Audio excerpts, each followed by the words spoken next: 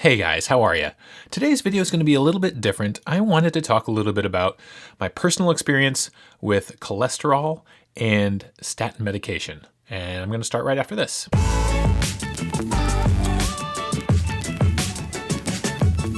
Hey guys, welcome to AD Keto. My name is Aaron. This is the channel where we talk about the ketogenic diet. I do some keto food vlogs, talk a little bit about keto science, and do some keto recipes. If this is your first time here, please consider subscribing. And if you do, be sure to click the bell icon so you get a notification whenever I upload new content. All right, guys, so this is a video that's been a long time coming. I have wanted to do this video for a while. It's about cholesterol and my personal experience with cholesterol. Before I even get started, I want to make sure you guys understand that I am not a doctor. I'm not a medical professional of any kind. I'm not trying to give anyone any medical advice. This is simply my experience with the world of high cholesterol and statin medications. So I'm going to take you guys back a little while to about 2010 or so.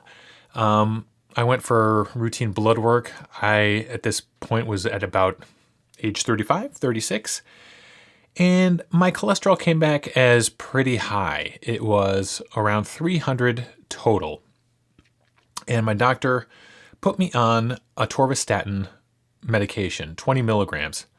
Atorvastatin is more commonly known as Lipitor. It's a very common cholesterol-lowering medication. And so I listened to my doctor and I went on this medication and I was on it for a while and my cholesterol numbers went down and my doctor was very happy. But I felt like garbage.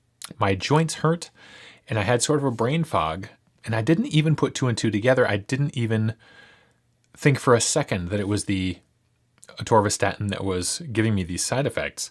I just chalked it up to me getting older and getting creakier, maybe getting a little bit more forgetful. But in doing a little bit of research, I found that these are very common side effects to statin medications in general. So I stayed on the medications just because my doctor told me to. And I was scared to go off them because I was afraid that if my cholesterol got too high, I would have a heart attack and die. So I began to exercise regularly. Even while on the statin medications, I began to run 5K races, and I actually built up my endurance and to the point where I could run a marathon. I ran and finished the 2012 Mohawk Hudson Marathon. And in training for that marathon, I felt terrible. I would go out for a long training run on the weekends, come back and need a day to recover. My body just hurt so much. And it bummed me out because I really enjoyed running. So I yo-yoed with my weight for a little while. After this marathon, I sort of started eating poorly, ate a lot of, frozen pizzas and just made bad choices. But my cholesterol kind of stayed in that normal range because I was still on the atorvastatin. And then in early 2017, I sort of had enough yo-yoing and I decided to start keto. I found keto through a friend at work and tried it for a little while. And within a week, was in love with it because I felt amazing, better than I had in a long time. Didn't really have much of the keto flu, maybe a few days. And then I think the fourth day after I started keto, I can remember waking up and feeling like something was different. Wasn't hungry, had a lot of energy, was becoming fat adapted. So I decided to stay with it. And I also decided to drop my statin medication. And I stopped taking my statins in January and got some baseline blood work done at the time. And then a few months later, when I went to see my doctor again, had my blood work done again, and my numbers were up, which I expected. I expected my cholesterol to go up, and he was worried and really didn't know what to do. I told him that I felt better than I had in years. He wanted me to go back on the statin meds. I did not agree, did not go back on them. He said, let's give it a few more months and see how you're doing then. A few more months went by and I lost a grand total from January until about July. I'd lost 50 something pounds. which he was thrilled about. And at this time, when I got my lipids done, I got what's called an NMR lipid profile. And NMR stands for nuclear magnetic resonance. And what that does is, as opposed to a normal lipid panel, it measures not only your total cholesterol, but it actually breaks down your HDL, your LDL, the number of particles, the size of the particles, the consistency of the particles. It's much more information that gives you a lot clearer picture of what's going on with your lipids. And every single marker on my NMR outside of my LDL was sparkling. Best numbers I'd ever had. My triglycerides were super low. My HDL was up. All the ratios of HDL to total cholesterol looked good. HDL to triglycerides looked fantastic. The one number that was still super high, even higher, was my LDL. It was up near 300.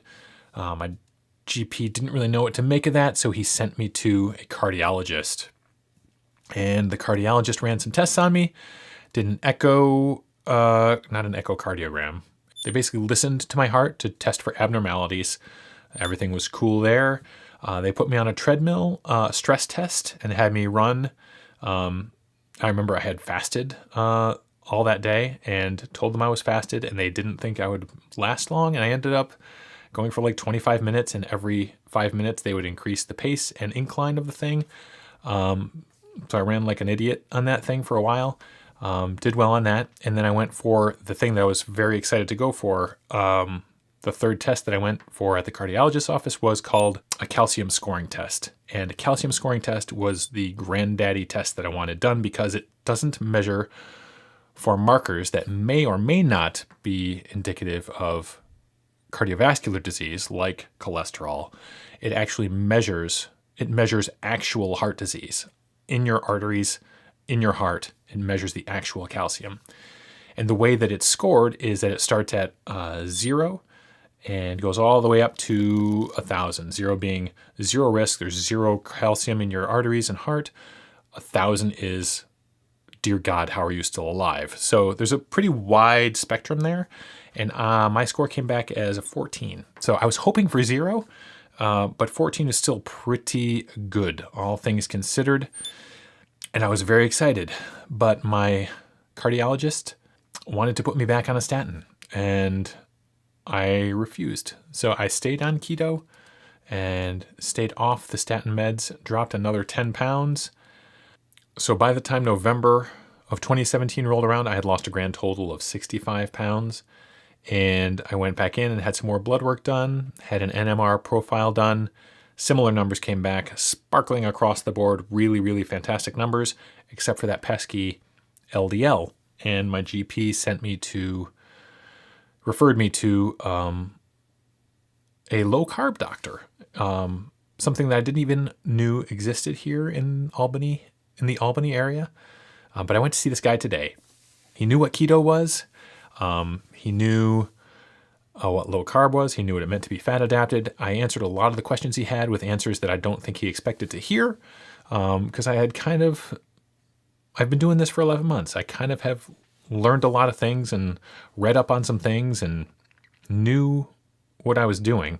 We had a good conversation about keto and low carb.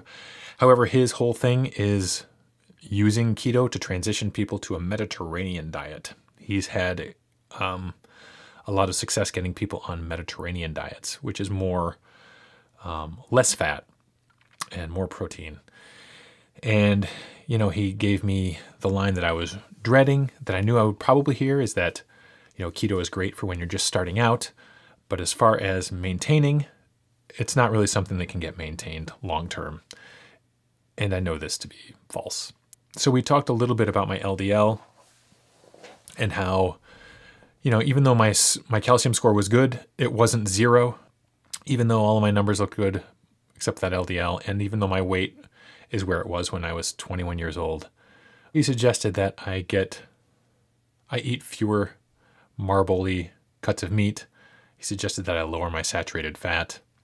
When I told him that I had butter in my coffee, he looked at me as if I had 2 heads. I've been doing a lot of reading about the lipid system. I've been watching a lot of videos about lipids and cholesterol. And I'll link this right up here, but there's a video by a guy named Dave Feldman, who's not a doctor, not a medical professional. He's an engineer, and he has come at his cholesterol, which is similar to mine. He's what you call a hyper responder to the keto diet. His LDL shot up when he started keto. And he's an engineer, and he came at the problem from an engineer's perspective and basically had blood work drawn every day for I think a month or 2 months, and tracked what he ate over that course of time and found some startling and amazing results, and basically concluded that the lipid system is so dynamic and changeable that to base anything on such a changeable system is crazy town. So I'll link it up here again. You should check out Dave Feldman. There's a couple presentations that just kind of blew my mind on YouTube. And so that's where I am these days. I am continuing keto. I'm in maintenance. I'm not going back on statins, despite the pressure from every medical professional in my life to go back on them.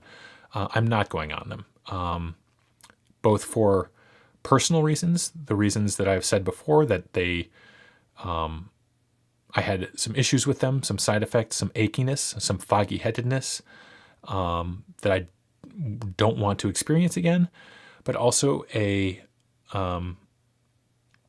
institutional reason for not going back on them. Statins are now the number one drug in the history of drugs. The standards for putting someone on statins have become lower and lower and lower as time has gone by, and I feel like it's mostly about money. So while statins might be lowering my LDL number, I don't feel like that LDL number being lower benefits me in any significant way. So that's what been my experience with cholesterol and statins.